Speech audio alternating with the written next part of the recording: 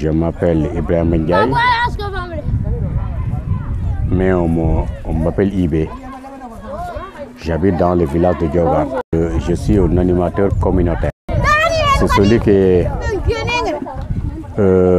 fait le relais entre les autorités, les partenaires et aussi qui aide les gens à se développer un peu dans les villages, dans les localités.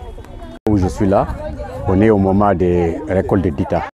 On a créé un comité de gestion de Dita, de Ditarium, parce que c'est une nécessité. Et avec l'appui de la population, on a fait ce comité-là et on gère la brousse. On dit aux gens de ne pas couper, de ne pas accueillir des fruits qui ne sont pas mûrs. Et depuis lors, on a une organisation. Et comme personne n'a planté un arbre de Dita dans la brousse, c'est naturel, on a dit toutes les populations, celui qui va chercher pendant la récolte, s'il a mis une bassine, il donne une participation dans la caisse du village. Le reste, il va vendre ça.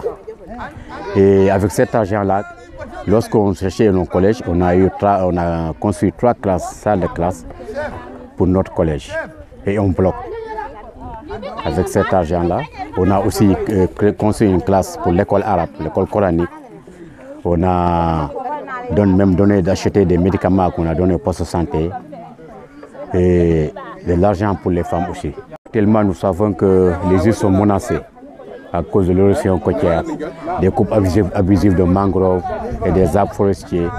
Et si on coupe la mangrove qui est un rideau, s'il n'y a plus de mangrove, on est obligé de déménager, de changer d'habitation. C'est pour cela qu'on conscientise les gens à faire des reboisements de mangroves. Chaque année, on reboise au minimum 2 hectares de mangroves. Et on dit aux gens de ne pas couper la mangrove. Et aussi au niveau de la pêche, on essaie de régler le maillage des poissons. On fait aussi des repos biologiques pour le poisson, les huîtres et les coques. Oui.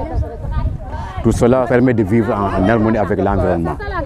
Parce que comme on habite ici, on ne peut plus changer d'habitation, on est obligé de gérer notre propre environnement. Oui. Ça fait partie du rôle de l'animateur communautaire.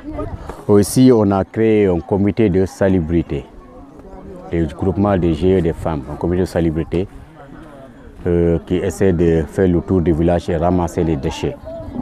Le problème, c'est comment faire les déchets. Le problème, c'est ça. Et aussi, les gens ne sont pas conscients, informés aussi du triage des déchets aussi. Pour certains, ils croient que la poubelle, c'est la mer. Pour eux, la mer peut prendre tout, parce que la mer peut absorber tout. Or, ce n'est pas le cas. On leur dit que la mer n'est pas une poubelle qui peut tout absorber. Et c'est aussi un danger que les gens ne connaissent pas. Tu peux prendre 30% des jeunes qui vont actuellement en Espagne pour chercher de l'argent, parce qu'ils n'ont pas de travaux dans les îles. Et c'est vrai, les îles, c'est un peu oublié par l'État.